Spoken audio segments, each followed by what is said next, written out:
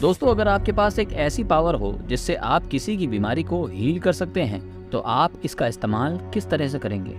इस मूवी की शुरुआत में हम एक ओल्ड एज होम देखते हैं, जहां पॉल नाम का बुढ़ा आदमी रोज पहाड़ चढ़कर जंगलों में जाता है।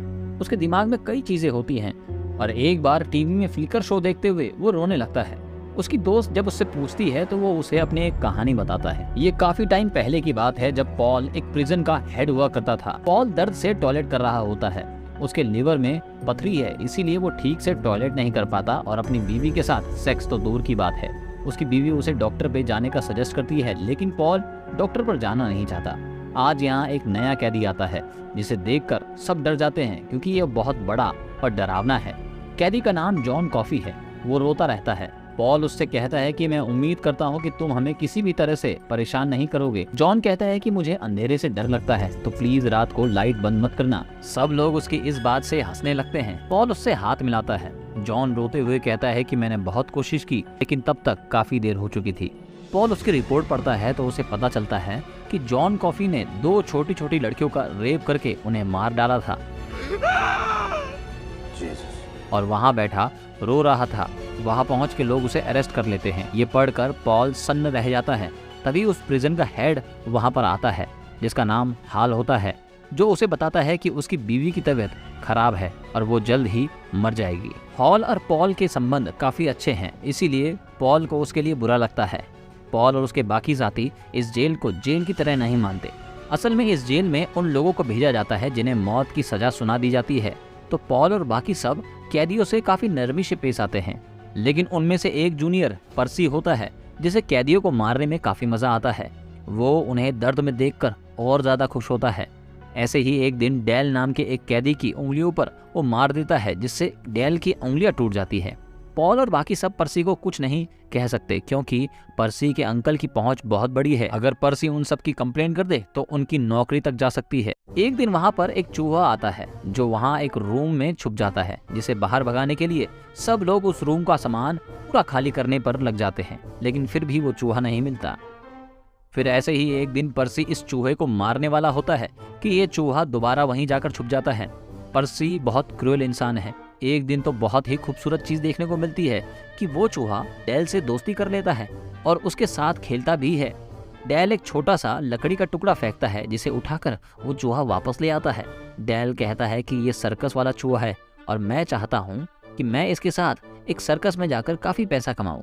पॉल और बाकी सब काफी खुश होते हैं, लेकिन पर्सी उसे देखकर चिढ़ जाता है, क्योंकि वो डेल और उस चूहे को पसंद नहीं करता।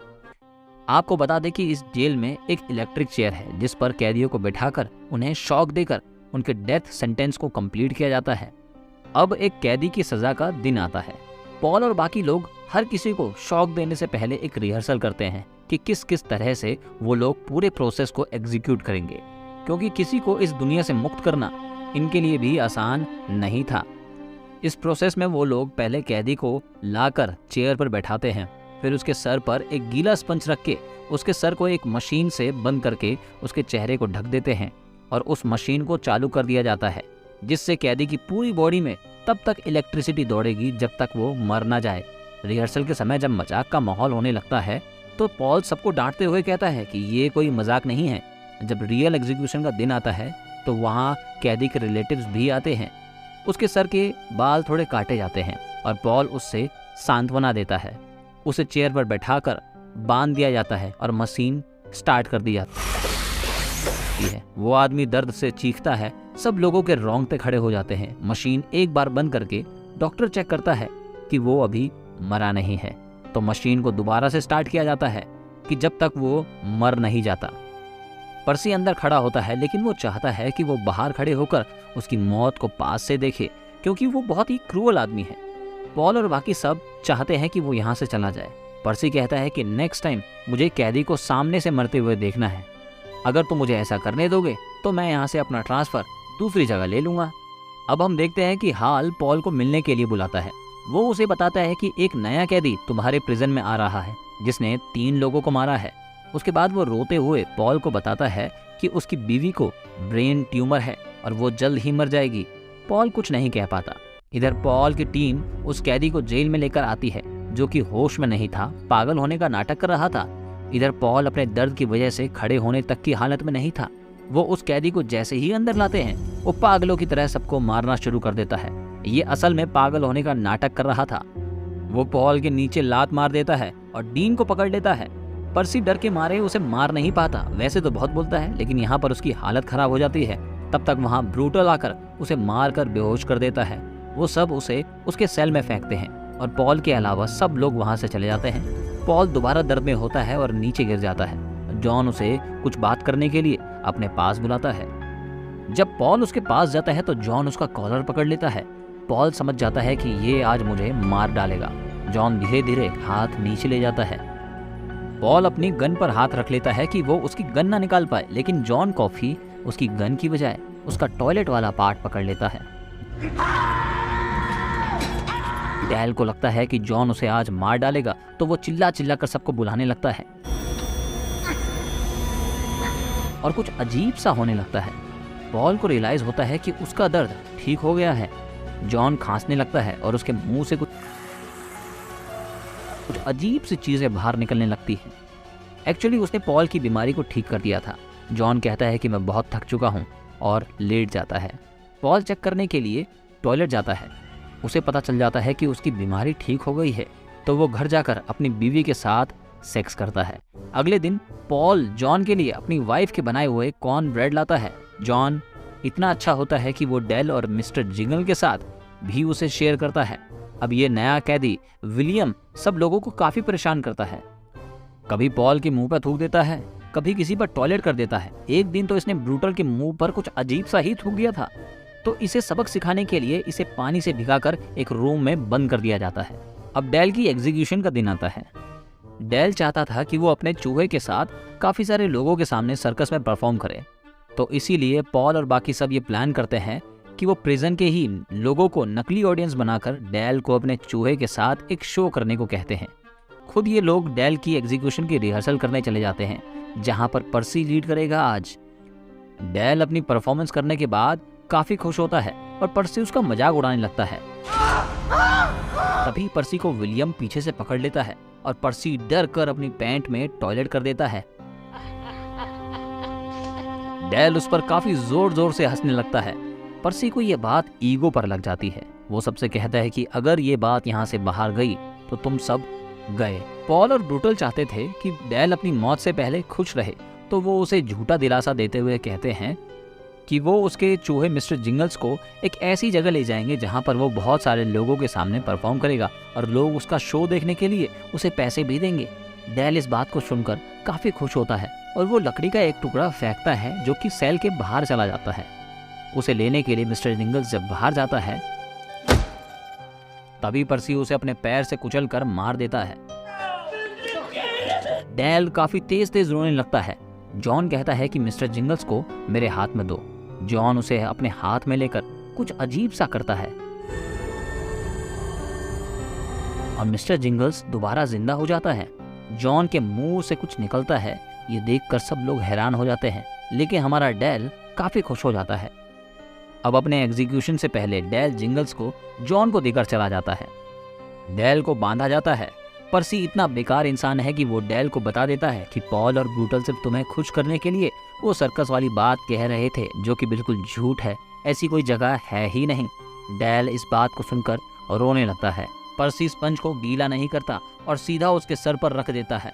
स्पंज को गीला करना बहुत जरूरी था, क्योंकि अगर मशीन को इसके बिना स्टार्ट किया गया तो इंसान को बहुत ज्यादा दर्द होगा और उसके साथ साथ उसे मरने में और भी ज्यादा टाइम लगेगा।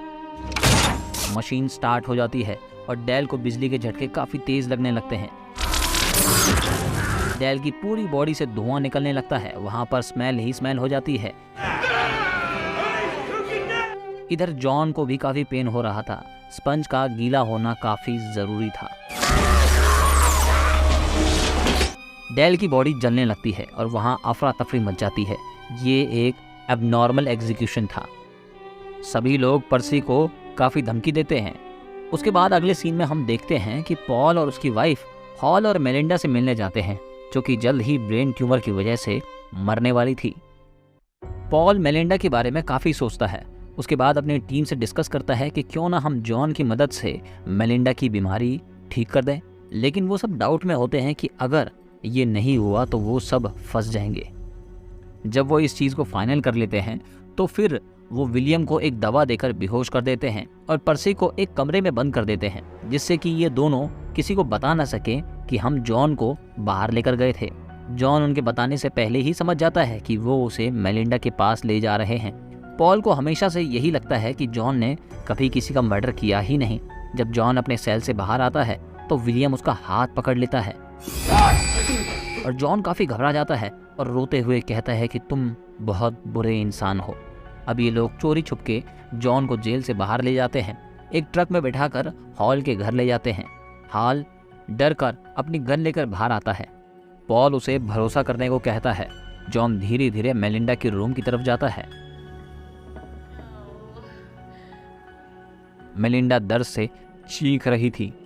जॉन रोता हुआ उसके पास जाता है और उसके मुंह के पास जाकर सारी बीमारी अपने अंदर ले लेता है। मेलिंडा का पूरा चेहरा बदल जाता है और वो बिल्कुल ठीक हो जाती है। जॉन खांसने लगता है। मेलिंडा उसका नाम पूछती है और कहती है कि मैंने तुम्हें अपने सपनों में देखा था, और उसके पास अपना लॉकेट दे देती है। जॉन उसे रोता हुआ थैंक यू कहता है। जॉन की तबीयत ठीक नहीं थी। वो सब उसे वापस उसके सेल ले आते हैं। उसके बाद पर्सी को बाहर निकाला जाता है। जॉन पर्सी को पकड़ लेता है। वो ट्यूमर अपने मुंह से उसके अंदर डाल देता है, क्योंकि जॉन को पता था कि पर्सी एक बुरा इंसान है। पर्सी अब अपने होश में बिल्कुल भी नहीं था। इधर विलियम पर्सी से पंगे लेता है और पर्सी उसे एकदम शूट कर देता है। असल में ये कमांड जॉन ने ही उसे दी थी। विलियम वहीं पर मर जाता है। पॉल जॉन के पास जाता है जो रो रहा था। वो कहता है कि ये दोनों बुरे इंसान थे, इसीलिए मैंने इन दोनों को सजा दे दी। वो बताता है कि जब विलियम ने मेरा हाथ पकड़ा तो मैंने उसके दिल में देख लिया था कि उसने क्या क्या किया है। वो पॉल को अपना हाथ पकड़ने के लिए कहता है। पॉल जब उसका हाथ पकड़ता है तो उसे पता चलता है कि जिन दो लड़कियों का रेप और मर्डर करने के लिए जॉन को सजा मिल रही है, उनका रेप और मर्डर विलियम ने किया था। इसका मतलब है कि जॉन एक निर्दोष इंसान है।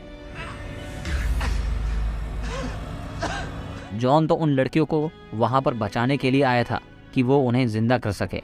जॉन को इस बात का काफी रिग्रेट था कि वो उन्हें नहीं बचा सका। पॉल रोने लगता है। जॉन कहता है कि इस दुनिया में रोज इस तरह के पाप होते रहते हैं। पर्सी को पागल खाने भेज दिया जाता है। पॉल को कंफर्म हो जाता है कि जॉन निर्दोष है, लेकिन उसकी सजा का दिन धीरे धीरे पास आ गया है। अब इसी चीज का बोझ और दर्द पॉल के दिल में था। उसे समझ नहीं आता कि क्या करना चाहिए, तो वो खुद जॉन के पास जाकर उससे पूछता है कि तुम क्या चाहते हो। जॉन कहता है कि मुझे दुख होता है जब मैं देखता हूँ कि इंसान दूसरे इंसान से नफरत करता है। वो कहता है कि मैं इस जिंदगी से मुक्ति चाहता हूँ, क्योंकि मुझे रोज रोज दर्द सहना पड़ता है। जब उससे उसकी लास्ट विश पूछी जाती है तो वो कहता है कि उसने कभी फ्लिकर शो नहीं देखा। जॉन को प्रोजेक्टर पर फ्लिकर शो दिखाया जाता है। वो काफ़ी खुश होता है। पीछे पॉल और उसकी टीम खड़े उसे देख रही होती है। जॉन बहुत ही शरीफ, भोला भाला और दिल का साफ इंसान था, लेकिन फाइनली जॉन की एग्जीक्यूशन का दिन आता है। वो जब रूम में जाता है तो वो देखता है कि वहाँ उन लड़कियों का परिवार बैठा हुआ था।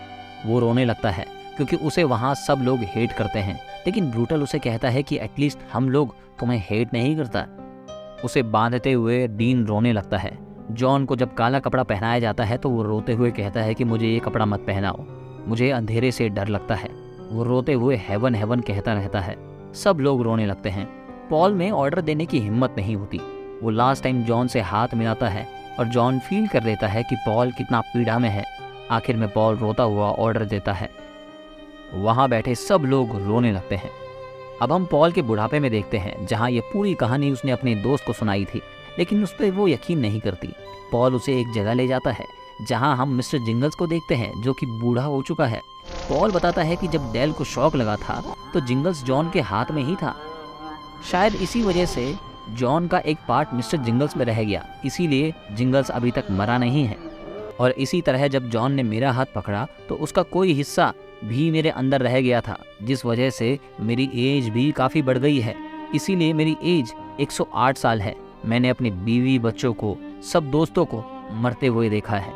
यही मेरी सज़ा और मेरा श्राप है कि मैंने जॉन को मरने दिया। और इसी के साथ ये मूवी यहीं पर ख़त्म हो जाती है। दोस्तों, आपको ये एक्सप्लेनेशन कैसी लगी आप कमेंट करके ज़रूर बताएंगे और हमारे चैनल को सब्सक्राइब ज़रूर करेंगे। देखने के लिए बहुत बहुत शुक्रिया। Thank you so much.